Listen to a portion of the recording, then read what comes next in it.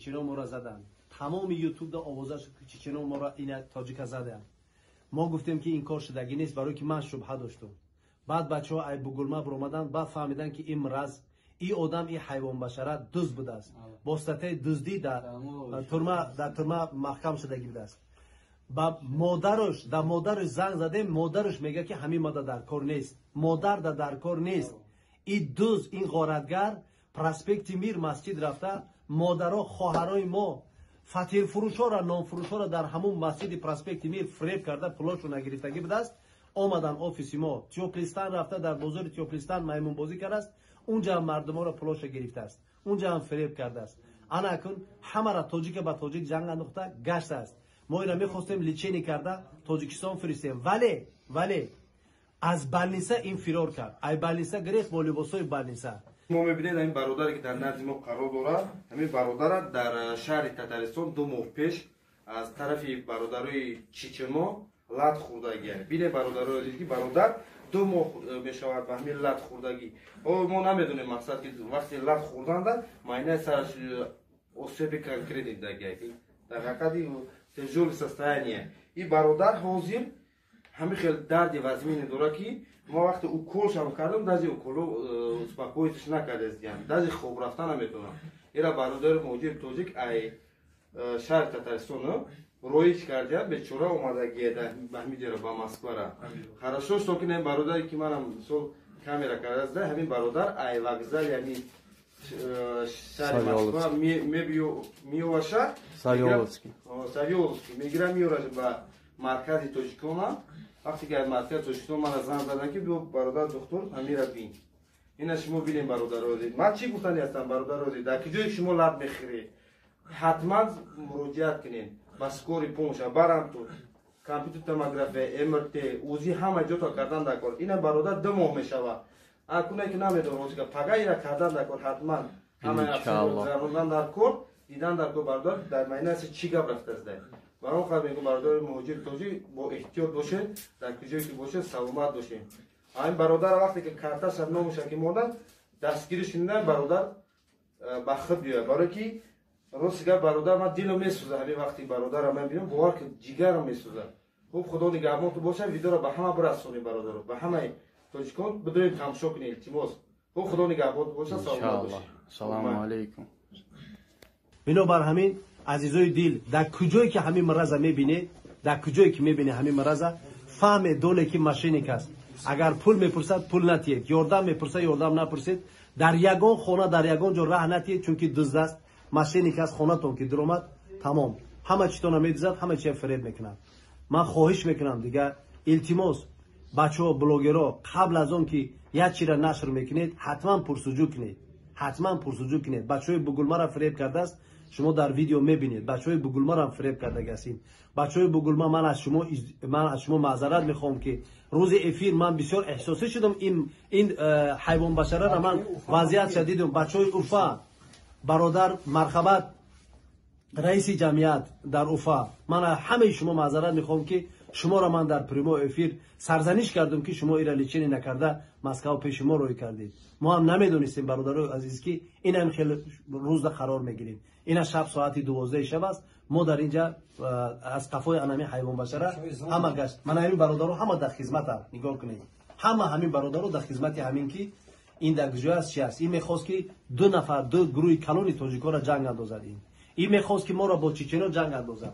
ولی نشد ان شاء الله ولی با چیچنو جنگ اندازد با مردمی برادرای بدخشان جنگ اندازد ولی از دست این هیچ کار نآمد حق غلبه کرد ان شاء الله حق همیشه غلبه کننده است خواهش میکنم دیگه به دسیسه انامخیلی ماشینیکو داده نشوید خدا نگهدارتون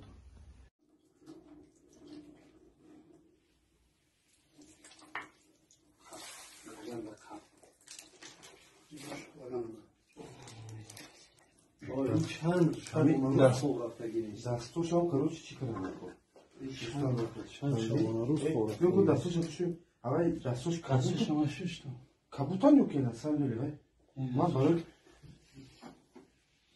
بیا با بیا دستوش رو نباشوی بیا دستوش کبوته ولی خون حرکت ای دستوش یو خون زدگی نه شوشته ما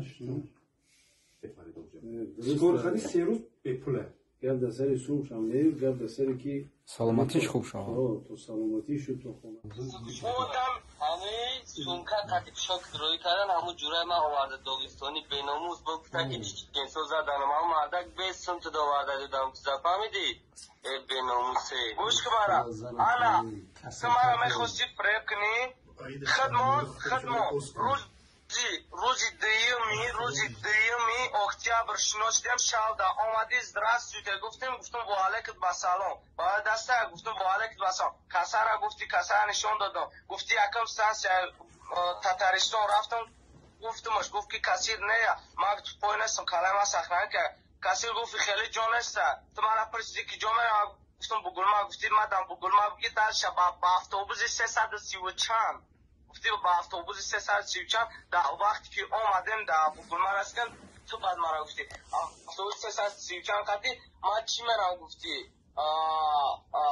کاوکاز گفتی من کاوکاز میرم بعدی او قدر پیش نمی مسکو رفتن تو دانی و خدا در طور سر الله ایستادگی در طور سر الله ایستادگی من دروغگویی را شون میبینم برای نمه قدر من نمره دستیر کم موندم برای نمه قدر من نمره دستیر کم موندم که تو دروغگویی تو پستایی نکنی دام را گوش که مرا تو پیش رفتن یک هفته پیش تو نگفتی که ابو جان و چم گذشته نگفتی هم گفا گفتی هم گفا حکمت را بواره کندم گفتی هم مرغاش اوچم زنده ایتلا گفتی اوچم گفتی در کل مسیگو وقتی گفتی اوچم مرده اوچم گفتی در کل مسیگو سیمونش من قطعی تقوید گردم تکی نمونه تقوید من تقوید گردم Akayzat, balon qasam, man ay xidom etarsan. Tüyga pana zadi. Tamam, kino zadan gune. Masala çiçeği yapardı. Kino zadan gune. Nazar. Çiçeği bu. Ya bu bulan bugün ne nazadan? Bulan bugün. Bu madde bu sınava. Bulan bu. Manаш надестам. Balam. Nazadiyan. چرا دروغ گفتی؟ چرا دروغ میگویی؟ بس به من سوال دارم. ترا ایزا دامون دا گفته که دا ویدیو گپ زن که برای چنو زدم. راست بگو. ترا کی گفت؟ همه بچه ها گفتی هم خاله کو ایزا دامون 1,900,000 دا ایزا دامون کی دادی تو؟ تو کارتا داشتی پیش اومدی. چخلی کارتا داشتی دبیرستان موندی. ترویکا کی بود؟ ترویکا خودم بود. بغیر از کارتا ترویکا چی داشتی؟ هیچی نداشتم.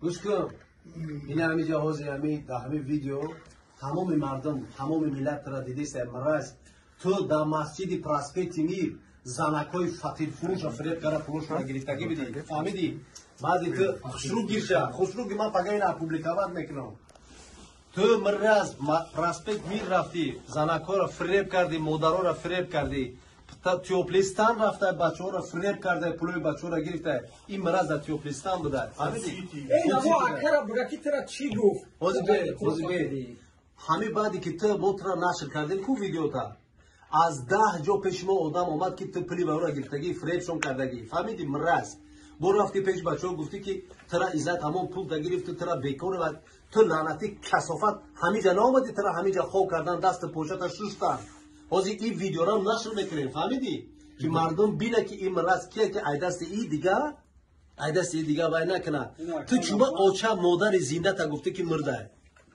چوبا اوچا تا گفته که مردگی ای گفت در کل او تو مرز در کی در کنه به این احوال تو اومدی پیش من کسالم گفتی تو صفا صحتی چوبا تا ایبال نیسا گذاشت گرختی برز تو برو چه مرز اقلا لباس بالنیسا تو بالنیسا یا توش لباس نمیمونی با گریزی دفشا بیره بیاخی و پیش بچه ها اومده خیلی متید کاری سودی تو اینا دعوای جانو تو پگه قطعی من پیش چیچنسو میری تو فهمیدی در پیش چیچنسو میگی که ترکی زد فهمیدی تو اینقدر هایگوی بلند کردگی که تاکش تو کسی را که متید کردگی اینا در گریه نکته باشه برادر هاز در اونجا 50 کس بود تو بر ما 3 کس بودیم چی خوست داریم کی ما را در اونجا بزنم بکشم پیش همون 3 کس من 3 نفر 50 تا آدم 50 کس مرز ای ملت مردمی توجیک بخشش پرس بخشش پرس ای بچه‌ای که پول دادن